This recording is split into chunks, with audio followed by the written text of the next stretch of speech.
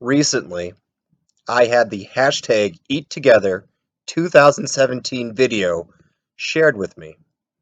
I'll link it below so you can watch it too. In this video, you meet a woman living in a world where everyone who is around her are too buried in their devices and computers to interact with anyone. She seems lonely, starved for connection, unseen, and obviously frustrated with the withdrawn people. We don't see it, but she manages somehow to convert her housemate, who moments before was just as withdrawn as anyone else. They make dinner and set it up, tables, chairs, place settings and all, in their floor's hallway, in hopes of drawing in their neighbors, blocking the whole hallway. This would be equally awkward and brave if it was real. The stone soup-like event that comes next is a grand multicultural, multi-faith, multi-generational diversity fantasy. Fantasy, as in not real, and not likely, and too perfect to be believable.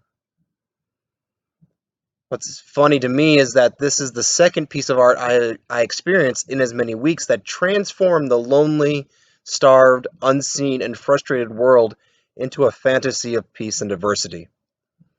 The first was this poem from the first few verses of Isaiah 2. In the days to come, the mountain of the Lord's house shall be established as the highest of the mountains, and shall be raised above the hills. All the nations shall stream to it. Many people shall come and say, Come, let us go up to the mountain of the Lord, to the house of the God of Jacob, that he may teach us his ways, that we may walk in his paths. For out of Zion shall go forth instruction, and the word of the Lord from Jerusalem. He shall judge between nations, and shall arbitrate for many peoples. They shall beat their swords into farm tools, and their spears into pruning hooks. Nation shall not lift up sword against nation, neither shall they learn war any more. So according to Wikipedia, there are currently 37 wars happening worldwide right now. These wars have resulted in over 800,000 direct conflict deaths, maybe 10 times that number in civilian casualties, and so many refugees in the last decade. In the United States, in 2017, there were 1.2 million violent crimes and 7.1 million property crimes, and that's according to the FBI and what they know. Look, there's no peace, and the idea of peace seems impossible. But you know what? Peace is not impossible. Looking at the hashtag #EatTogether video again, we actually see a woman with peace.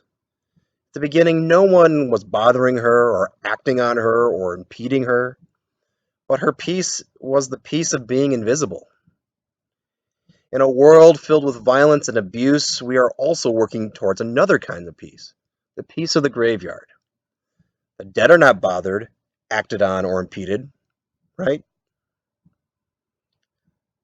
I don't want the peace of invisibility or the peace of the graveyard. I want the dynamic peace promised by God through Isaiah and shown by that hashtag #EatTogether video. It is a peace of arbitration and conversation and discussion and diversity. When someone or someone's awkwardly join God in putting a mountain or maybe a table in our paths and make us each see each other, be open to each other, be influenced and influence each other again. Maybe those someones can be you and me.